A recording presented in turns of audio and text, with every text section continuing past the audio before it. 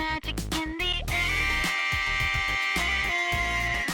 Hey guys, welcome to Jammin' and Jammies. My name's Megan Barker, and if you don't know what Jammin' and Jammies is, it is a live show that happens here in Nashville, and we feature hit songwriters, rising artists in their pajamas. It's super fun. Obviously, right now we're doing everything via live stream every Sunday night on our Instagram, so make sure that you tune into that. But while we're all sitting at home in our pajamas anyway, we thought it would be super fun to do some more kind of in-depth interviews with some of our favorite songwriters and people that we look up to. So today we are lucky enough to have Mr. Forrest Whitehead joining us, and he's a noted songwriter and producer. You have probably heard his #1 hits, Love Me Like You Mean It and Peter Pan by Kelsea Ballerini. You've probably heard them. And he's got numerous other cuts as well, and we're just gonna dive in and pick his brain about everything. How you doing, Forrest? Thanks for being here. Hey, I'm doing great. Thanks for having me. Yeah, do you want to just kind of talk about who you are and who your influences are, and just tell us about Forrest as a person? Okay.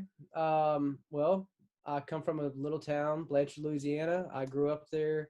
Didn't, I guess, explore many places other than Blanchard growing up, but I always played music and was influenced by, whether it be playing at church or in bands. I had a band with a couple of friends of mine that we just played around town, or in Arkansas, East Texas, those things. Never really traveled too far, but it was enough to kind of, I guess, just put that wonder of like, is there something more to this whole music thing? And I guess at 18, how I decided that, well, I decided, it's just that feeling of like, I just remember being in my parents' house one day and just this feeling dropped in my spirit or whatever. It's like, you're going to go to Nashville, and it wasn't like a decision I made or anything. It was just more of like a overwhelming thing of like, all right, this is the next step to like take it farther. And so that was probably 2009. And I moved up here in October 21st, 2009 was the day that I rolled into town. And it was just a lot of learning experience from 2009 to 2011, signing my first deal. And there's quite a bit of trial and error in that time. And then even after that, I mean, you can't be in Nashville and do this music thing without just absorbing so much and falling on your face and getting back up and falling more on your face. And, it's just, I have a heart for songwriters, and also for this town and the people in this town. When I got here, I studied songwriters. I found out like everything I could and looked up all the credits and was just a student of Nashville. And I feel like that's what you kind of have to do to really learn who's writing in which circles and what songs they've written and what they're bringing to the table, as far as like, okay, these people write together and this group produces these style of records. And you don't know all that till you get here and kind of get in the community and study the craft. So that's been kind of what I've been doing the last 10 years, is just trying to study it and get better. That's awesome. That's amazing. I love that you've been here a decade. I think that's, I don't know, it's very important for young songwriters to know, is that, success does take time. I'm really interested to know how your first publishing deal came to be, if you don't mind sharing. I mean, you hear stories sometimes about how it happened really quickly for people, and then you hear stories about people that maybe kind of dated their publisher for a long time. So what was that process like, getting your first deal?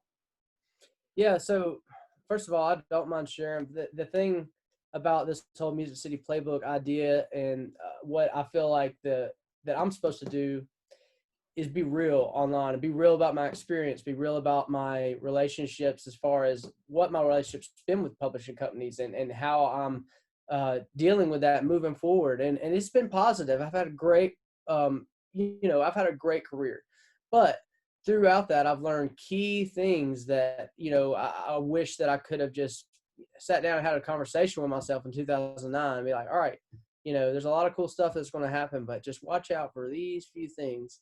And I feel like it would have helped my spirit and then helped my, just my creativity, because, we have to know that, what goes up must come down. So you have these hits and you have the emotions that come with that. And, but, it's just like anything else. You want more and more and more. And so you can't put your happiness into like, is my song on the radio, or is this person working with me, or whatever. So it's been a learning process for me to adjust to that whole thought of just being happy with creating and just giving away your gift. And that's really what Music City Playbook is I'm giving away my gift of learning how to produce and what I know about songwriting, what I've learned about the industry. And I just really feel overwhelming feeling to give it away, because like I said, if there was any kind of information out there when I was in town, I know I would have been all over it. And everything was just so dated, whether it been in a book or online or whatever.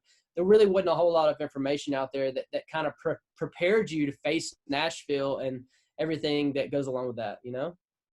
Absolutely. I feel like there's a lot of, you know, dare we say, sharks out there that say they're going to teach you the ways of Nashville if you pay X amount of dollars. And there's a lot of things that you have to beware and maybe learn the hard way when you first get to Nashville. So I love that you want to offer your real experiences, real advice.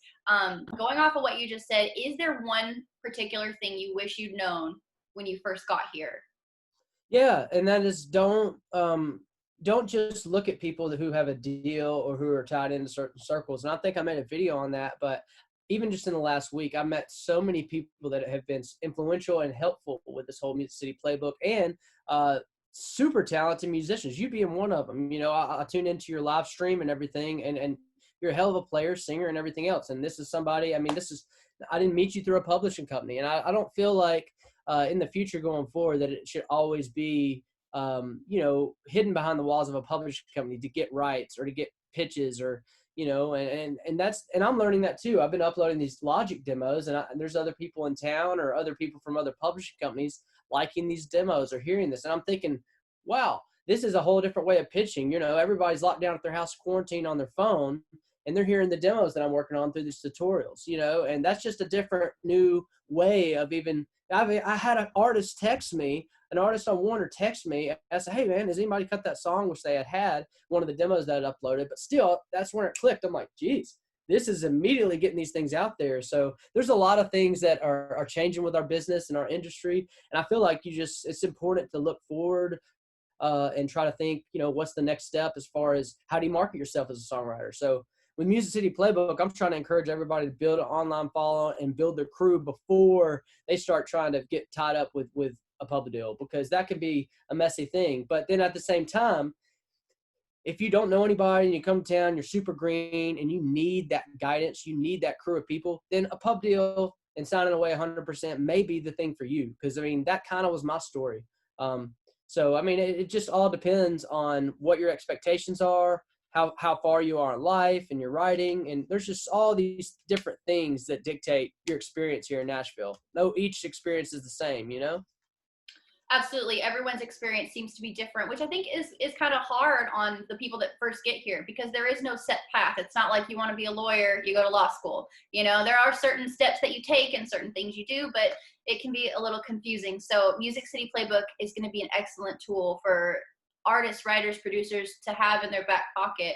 I heard in one of your videos, I watched all the videos, and I wish that they had existed a few years ago when I got to town, because they are just super informative already, and you're just barely getting started. That's what's really cool about it. Is I can't wait to see what you're going to come up with next. No pressure. But I heard in one of your videos you talked about how maybe you don't necessarily need a publishing deal to be successful in this town. And I was just wondering if you would explain then what the process is for getting a song cut. So maybe you don't have a deal yet. I know you should probably be befriending artists. What are some other things that writers can do that they don't have a deal? Well, I mean, it's exactly what you said. I mean, you said befriending artists. Well, what are the degrees of separation to get to that artist that you feel like you could really drive with? And it really does start that way. I met so many people when I traveled out on the road, when I wasn't trying to market myself as a producer songwriter, and I was just involved in the scene. So really, you don't have to have a pub deal to make connections, man. You can, if you're a guitar player, then get out on the road, man.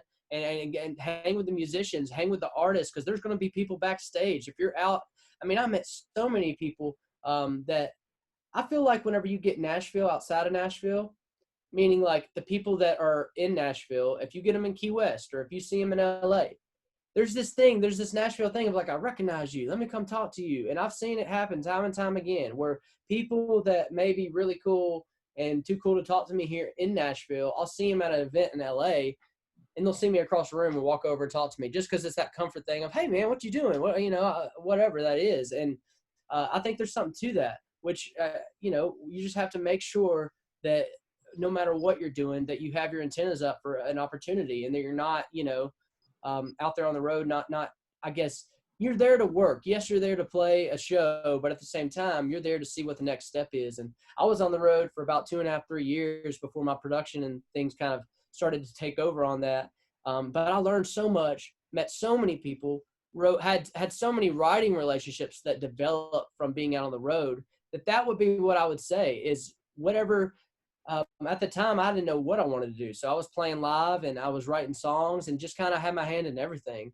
And I'll say, I'll double answer that question, because be flexible. And I'm going to do a video on this, but I moved to town thinking my single naive thought was, well, maybe I can go play guitar for Taylor Swift.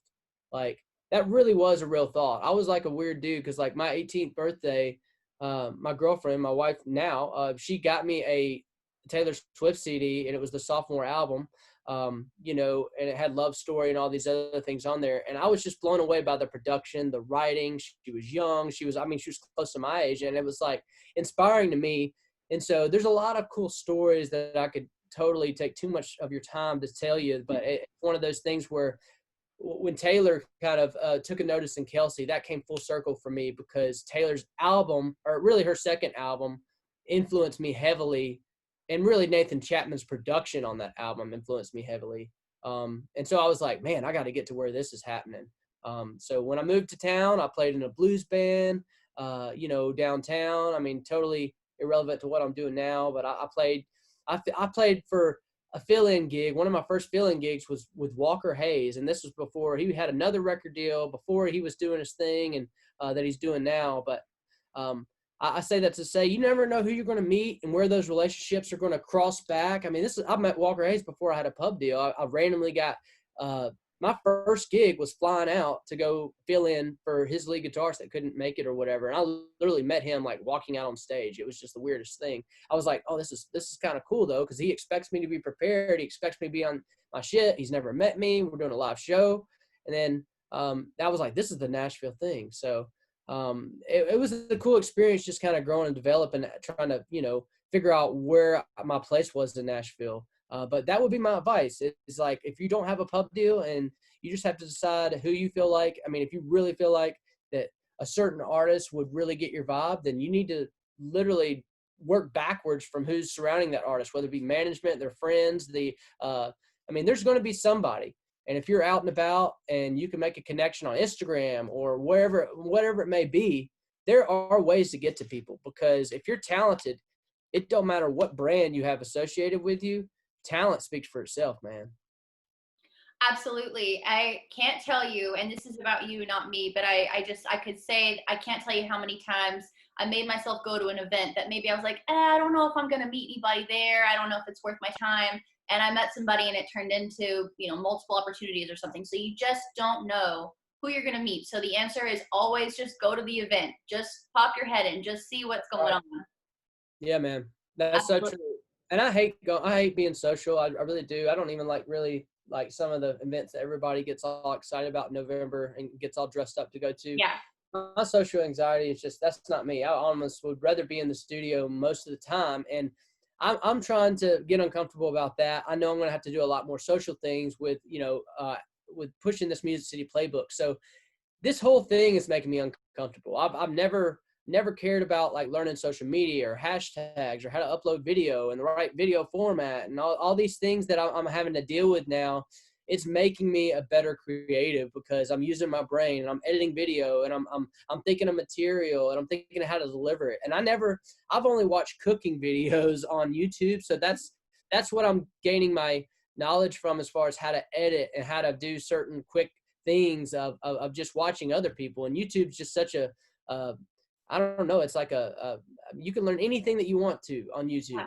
Yeah. And that's kind of what I've been doing, is just trying to make this content the best I can be, give it a certain personality that may be uncomfortable for me to do. But at the same time, I'm trying to find out what's too far, what's too less, and how do you deliver this information, get your point across, but not be boring, Absolutely. I think you've got the personality for it. Look how chatty you are. You're very open. You're very pleasant to watch. So I think you're going to be fine. We'll figure it all out. Okay? I would love to know, well, actually, a two-part. I guess I would love to know how you got in with Kelsey Ballerini. Obviously, you were working together, before things blew up. So how that all came to be, and then can you tell us a little about your publishing situation now, and just what you're working on now, I guess. Yeah, okay. Well, I'll say this goes back to I said in my last video that I uploaded either this morning or yesterday that I do not regret signing a 100% pub deal because of the relationships that I made, and that all these things happened at Black River Publishing, and I signed there 2011. I think it was September 2011, and I met Kelsey 2013. It might have been, yeah. I mean, yeah, it was 13. It was early in 13, I feel like, because she was just coming in there singing vocals or just using the studio for something. And what caught my attention is, she wasn't necessarily there to write a song or to take a meeting. I think she was just, for whatever reason, working with one of our engineers in the studio. And she was like, hey, come listen to this song. I just met her. She goes, I just wrote this song by myself. I got to play it for you. And she played me the song in like one of the front rooms there at the top of Black River. I'll never forget it because the song was great and she was so like passionate about it. And you know what I'm saying? Like when you first meet somebody and you can feel their passion and their emotion about the certain things whenever, especially whenever you're a young, excited writer and you just get to town. And like, I remembered that. And I was motivated by that. I was like, I want to work with this girl. She works hard. And she did, man. She wrote all the time. So, not long after she was singing some demos in the studio, she got offered a publishing deal there. So we worked together from 2013. I mean, I would say weekly, pretty heavily, if not at least 2 or 3 times a month.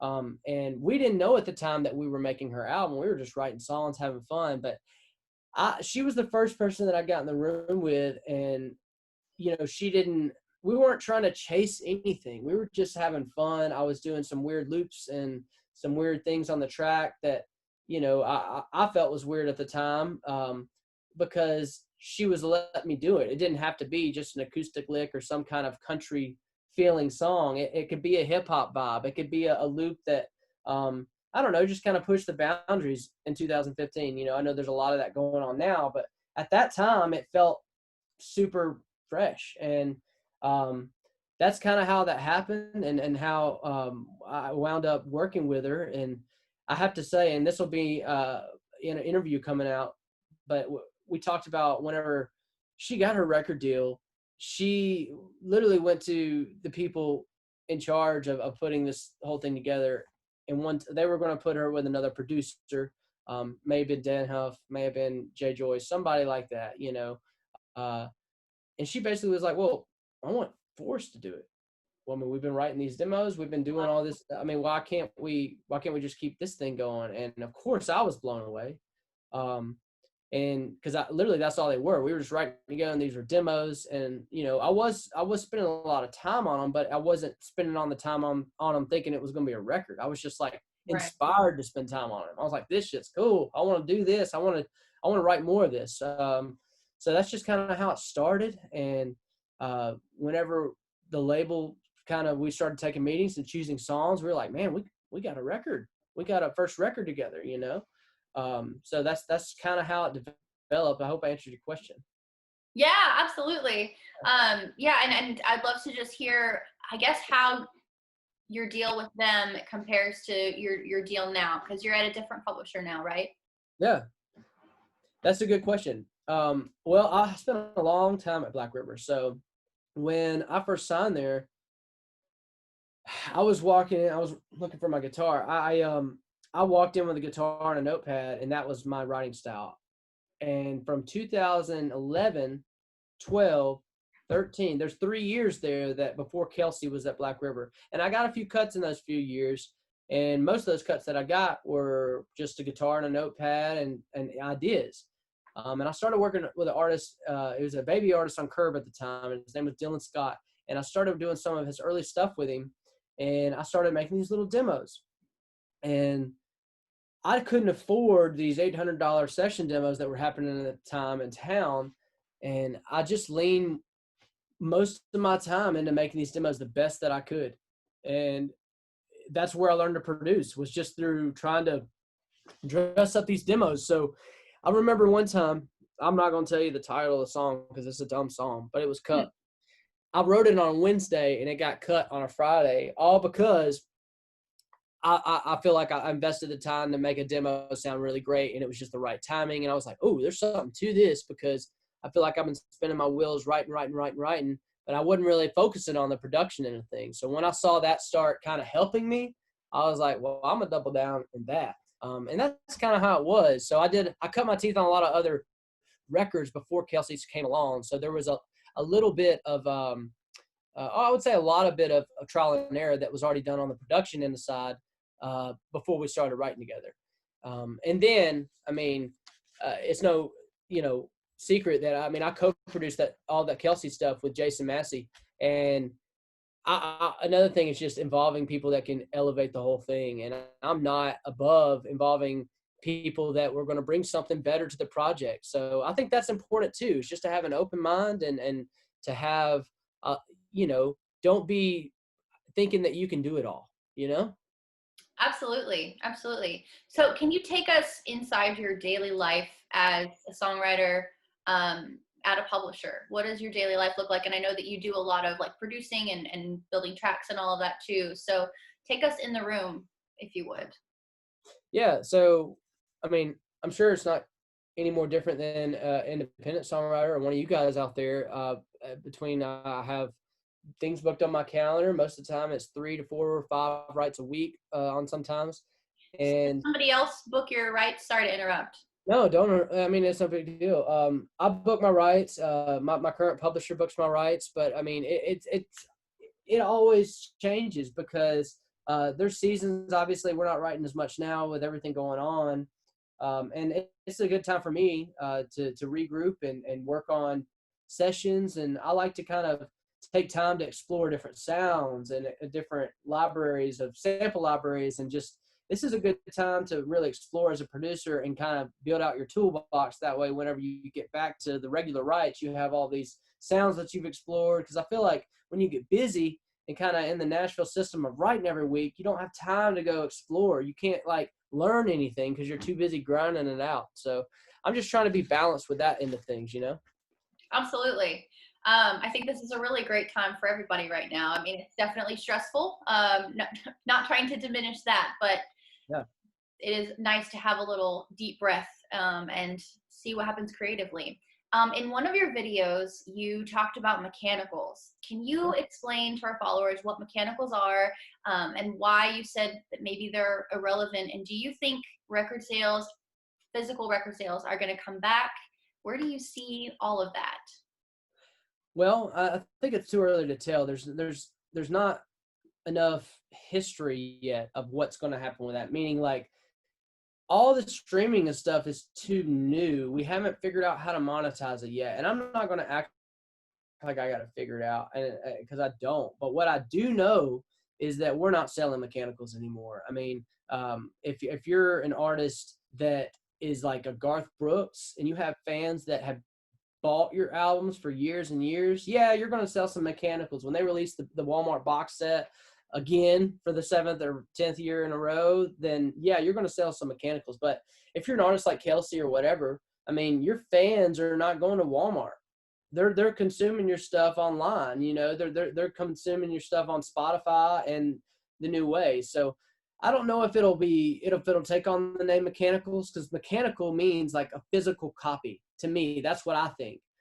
And so I don't think that we're going to go back to purchasing physical records anytime soon, but I do feel like the digital content will be better. So meaning whenever, and I think some people do this, but I think Spotify's getting better, but I wish that like on Spotify or Apple Music, when you purchase the album, or not even purchase, when you stream an album, which everybody should join a streaming service. I feel like that would help out a lot. I mean, I'm not one of those songwriters, and I probably should be, that's like all pissed off at Spotify, because I'm not as educated of what that deal is, because I know Spotify's not going away, and I'm not going to buck it. I mean, I know there's things that could be different about it, but I'm going to believe that these things are going to work itself out for the better of everybody. And once that all works out, I do believe music will be bigger than ever, because if you can pick up your phone and however old you are to, learn to work a phone and look up your favorite artists and get on a Facebook Live, man, that's powerful right there, so you no longer have to have necessarily a label, develop you and put music videos out to get your exposure out there. And I love that. Absolutely. It's easier than ever to get your name and your brand out there. Absolutely. Do you want to play something for us? Yeah, sure. Is there any specific song you'd like me to play? I want you to play whatever you want to share with us, old, new, whatever you're working on. Okay. Well, I'm just going to do some old songs because that's what I remember. Okay. And then after you play something for us, we've got a little game, if you want to play the game. Let's see. Never mind. I can't decide what I want to do. All right, I've been doing these Logic tutorials, and yeah, those I say tutorial. Cool. I'm just basically opening my session and kind of showing people the plugs I'm using, the sounds I'm using, and I just remember when I moved here not knowing anything about these or how to use them. So I want to go into more detail on some of them soon, but I pulled up this old STEM session, and I'm sure I'll have a teaser out by the time you get this released, but I interviewed Kelsey for Music Study Playbook Monday. And so for that, I'm going to do a video of our first breakthrough song, Love Me Like You Mean It. So I'm going to kind of do a test version on you right now of what that might be. Instead of doing like, I've been pulling up the sessions and just playing the session, be like, okay, here's the parts that I did and all that. And I don't think I want to do that with this one. I'd rather change the chords and like kind of do a remix, Yeah, I love it. Let me know if the sound is too much or whatever. I don't want it to blast your speakers or distort or anything, but I want to see if I can make this make sense for a second.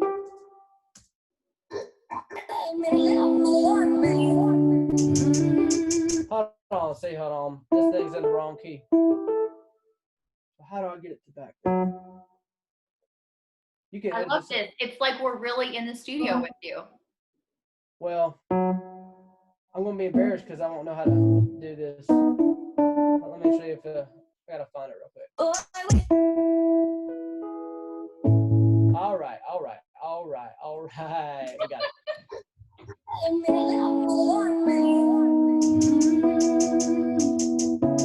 Oh, hey, boy, with your hat back, I kinda like that. If you wanna walk my way, I'm gonna shoot you straight up. Show me what you made of. I don't have time to waste on the boys playing the games, leaving the girls crying out in the rain. So tell me, baby, do you got what it takes? If you're gonna hold me like I'm leaving. If you're gonna kiss me like you need it. Baby, if you're not, your best kid's leaving. If you're gonna love me like you mean it. If you're gonna talk the talk, you better walk it. If you wanna keep me like you lost it. If you're gonna say it, make me believe it. If you're gonna love me, boy, love me like you mean it.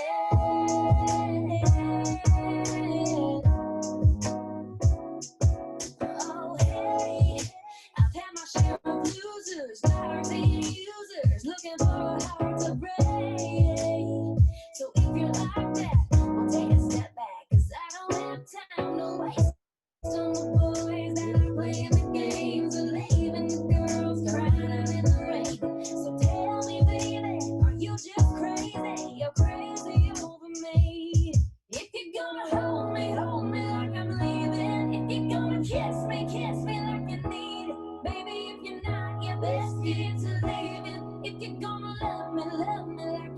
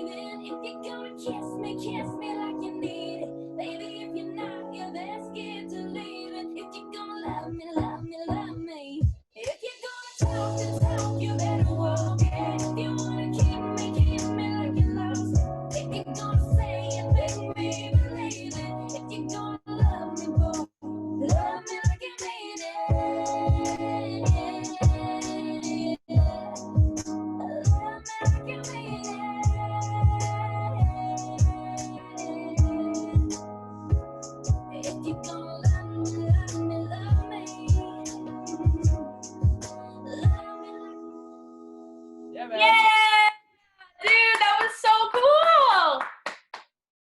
Thank you. I actually kind of really dig that. I may do a video just like that. I was really inspired by playing that down like that. I was thinking maybe I'll just track it up and then put the video up, but that was really fun. So Yeah, that was super cool. That was such a treat. It's really cool to hear a song that we all know so well in a different light. And yeah, honestly, too, I do live music for a living, and I can't tell you how many times someone has requested that song, just so you know. that's awesome. Yeah. Well, that was such a treat. Thank you for sharing with us. This has been so great. I just love what you're doing. I know I've said that like 10 times. I really want everyone to go check out Music City Playbook, and follow what you're doing. It's so important. It's so valuable. And I was wondering if you want to play a little game called Quarantine Questions before we let Sure, you go. sure. Okay. Who's your favorite artist you've ever worked with? Can you pick one? My favorite artist I've ever worked with. Hmm. I know we're putting you on the spot. Well, no, the reason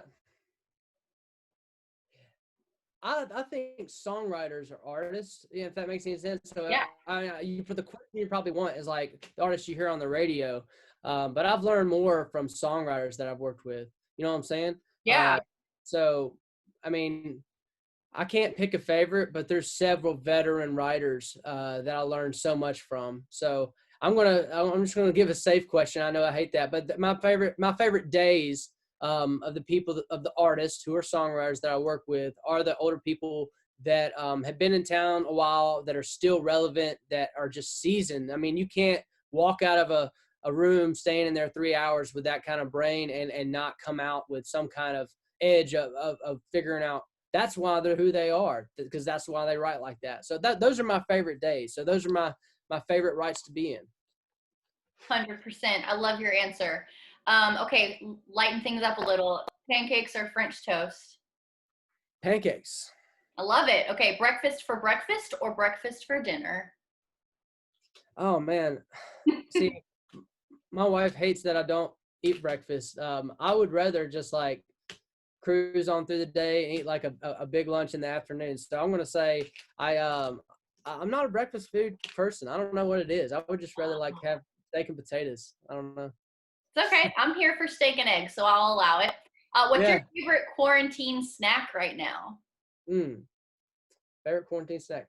Man, we've been this is not really a snack, but I mean, I've been eating like these been grilling a lot because you're at home, man. Just these steak salads, I just love that. I know that sounds so healthy. That's not me, but I mean, they're good. You know, we just been getting really familiar with the green egg during this quarantine, so we're just cooking a lot of steak, and it's easy. You throw them on top of a salad, and it's making, that's what holds me over. So that's my quarantine. That's what I've been living off of. So that would be my answer for that. I love it. Okay, and last one. What is one song you think everyone should go listen to right now? Maybe an old song, maybe a brand new song. Hmm. That's a good question. Let me look at my Spotify right now. Oh, that's well. This I think. All right, I'm just gonna say this. I think I'm just gonna tell you, if you're in like a hip hop vibe, y'all gotta go check out Jack Harlow. That stuff is just awesome to me. He's a Kentucky white boy that knows what's going on though. But if y'all want something like in the country genre or whatever, like I said, I just got done with the Kelsey interview, so I did a deep dive on her album, and there's just so many great songs on there. Whether it be Club or The Other Girl, Love Me Like a Girl, um, a country song, L.A. These are some of my favorites on her new album. So I don't know, y'all need to go check that out and see what's up. Awesome. Okay. Well, I am so excited to see what you do with Music City Playbook. Everybody go check it out. Is it just on Instagram right now?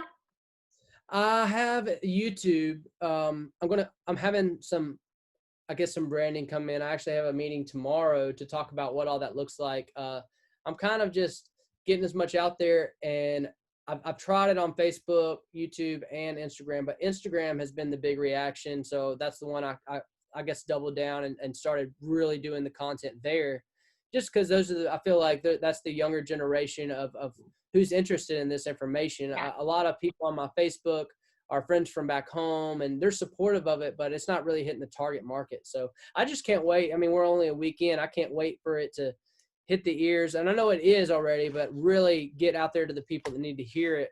Cause I know there's a much bigger audience than the 3,000 followers we have right now. Totally. Well, I'm so excited that we got in at the very beginning. We're only a week in. That's so crazy. So I think we should check back in with each other in a few months and see what happens. I'm really excited to see where this leads you. Yeah, that'd be awesome. Thanks for doing this. And I guess we'll see you again soon. Stay safe and stay cozy, I guess.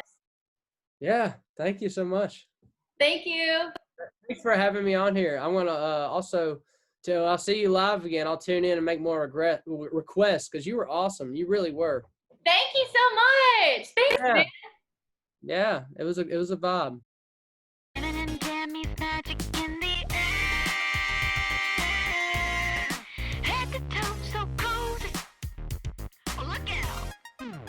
Pop, pop, it's showtime. Showtime.